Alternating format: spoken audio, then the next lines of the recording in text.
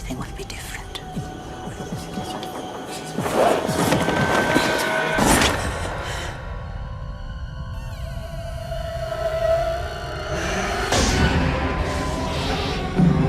What do you want? They're everywhere. They say this house is theirs. No! Children! Come here! Run!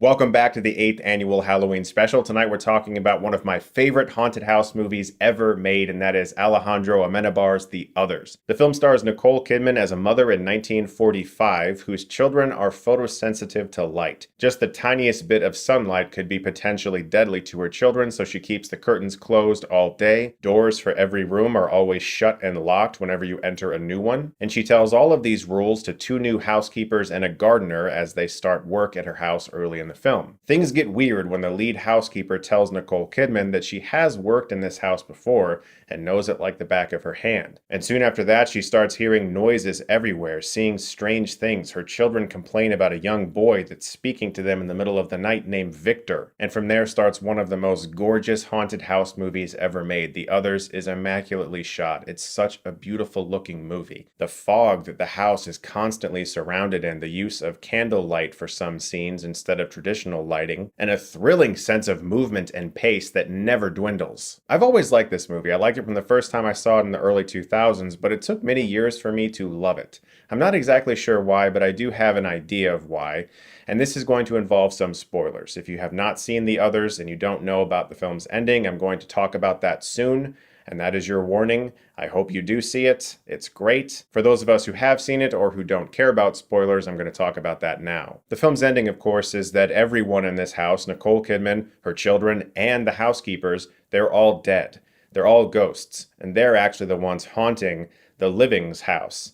The sounds that they've been hearing are the real living people who are there, who are also complaining to their family about the ghosts that are in their house. And so in a way, we have an inverted haunted house story. We're watching the ghosts discover that they're dead, or at least half of them discover that they're dead throughout the course of the movie, before eventually accepting that fate. And then we see what the real family that's actually living is going through as Nicole Kidman and her children haunt their home. It's a great ending, and I love it now. But when I first saw it, I didn't. Because in 1999, The Sixth Sense happened. And I guess, spoilers if you haven't seen this movie, but I'd be surprised if you somehow didn't know about the twist. After that, I basically thought that The Sixth Sense owned the twist of your character was actually dead the whole movie. So when The Others came out, I couldn't help but be reminded of The Sixth Sense, and I didn't love that ending the first time I saw the movie. Over the years, after subsequent rewatches, I have come to truly appreciate this movie as well as the ending, to the point where that initial concern doesn't even cross my mind anymore. It's one of the things I talked about in my review for I Know What You Did Last Summer. Sometimes when you take a movie out of historical context, the thing that bothered you before just doesn't anymore.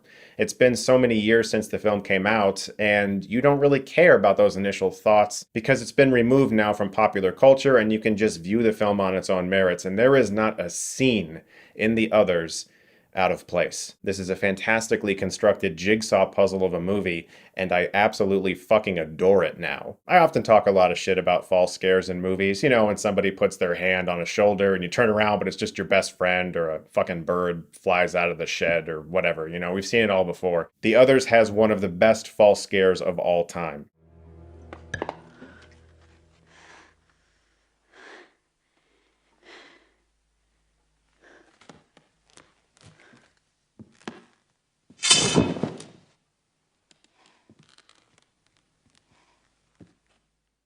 That is how you do a false scare in a movie. Nicole Kidman is legendary in this movie. She is so good. This is an Oscar-worthy performance that didn't even get nominated. She was, however, nominated for a Golden Globe. Also, the 2 children in the film are fantastic. They play off of Nicole Kidman very well, especially Alakina, Mann, who has to have a lot of scenes with her.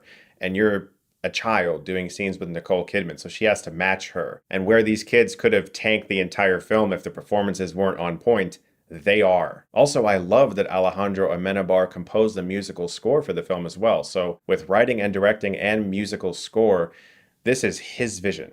And his vision is finely tuned at every fucking scene. And knowing the twist, you can look back on the rest of the movie and kind of test the film as each scene goes on, you can say, like, is this cheating? Is this cheating? No, it never does.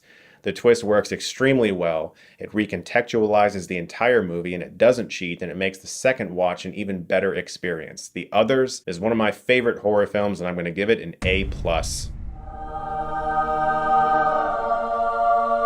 Performances, writing, production design, cinematography, music, directing, it's all top-notch.